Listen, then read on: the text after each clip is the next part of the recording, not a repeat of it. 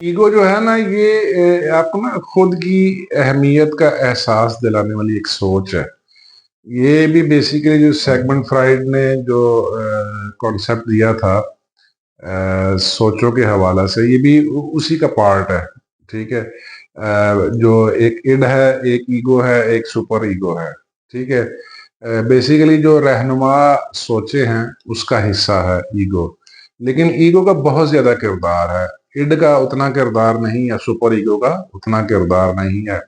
End और super ego सिर्फ suggest करते हैं, ठीक है, राय देते हैं। ठीक है, असल फैसले ईगो नहीं करने होते हैं, और ईगो ही एक सालिस का किरदार अदा करती है, मीडिएटर। रियलिटी की बुनियाद पे ईगो हकीकत की बुनियाद पे एक सालिस का किरदार अदा करके आपसे फैसले करवाती है। लेकिन ईगो आपको बताती है कि आप कितने बेहतर हैं या आप सबसे बेहतर हैं। अगर आपकी ईगो अच्छी है, बेहतर है, तो आपको बताएगी कि आप सबसे बेहतर हैं। ठीक है। बेसिकली नहीं, आपकी शनाख्त का हिस्सा है। ठीक है, बहुत जरूरी है, आपकी पहचान का एक हिस्सा है। बेसिकली ये एक एहसास भी आप इसको कह सकते हैं। आपको आपकी अहमियत का एहसास दिलाती है। ठीक है। या आप इसको एक नफ्सियाती तस्वर भी कह सकते हैं।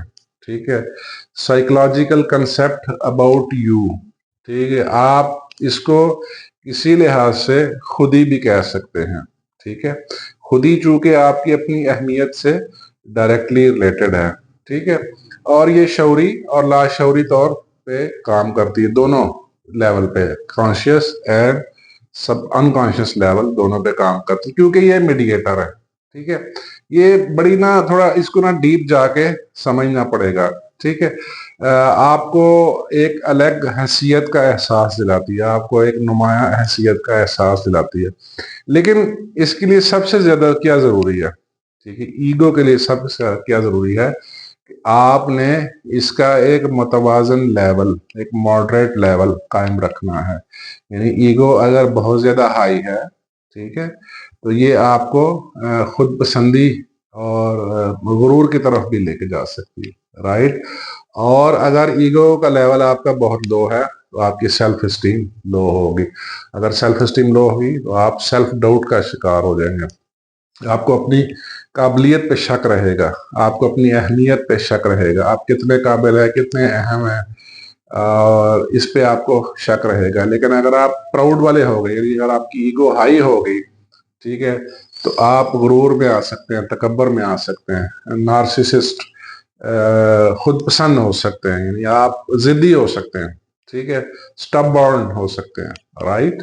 ये बड़ी जरूरी बात है। तो ईगो वैसे भी एक मीडिएटर है। इड और सुपर ईगो के दरमियान ईगो मीडिएटर है, जो रियलिटी की बुनियाद पे मीडिएटर का सालिस का किरदार अदा करती है।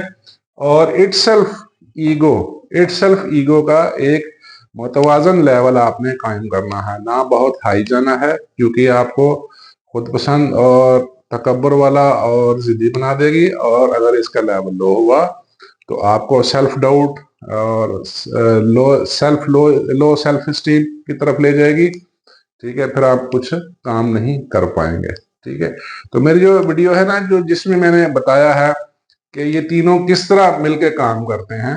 ठीक है, यानी ईगो, सुपर ईगो और इड के दरमियान क्या किरदार अदा करती है, और सुपर ईगो आपकी जमीर की आवाज है। ठीक है, वो वीडियो देखें, ये वीडियो और वो वीडियो मिल के देखें, मिक्स करके देखें, तो आपको सही कॉन्सेप्ट क्लियर हो जाएगा। ठीक है, बहुत शुक्रिया, थैंक यू।